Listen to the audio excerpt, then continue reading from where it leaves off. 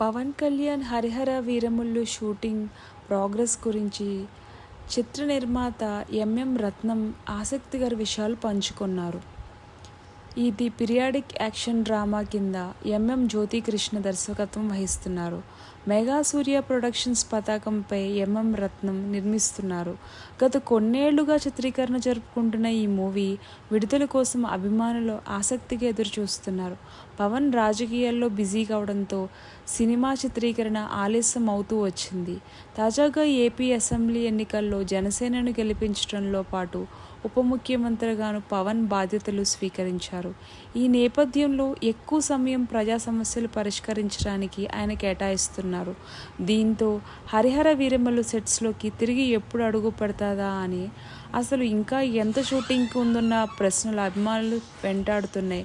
వీటిపై చిత్ర నిర్మాత ఎంఎం రత్న స్పష్టతనిచ్చారు. తాజాగా పాల్గొన్న ఓ ఇంటర్వ్యూలో ఆ విశేషాలన్నీ పంచుకున్నారు ఎంఎం రత్నం.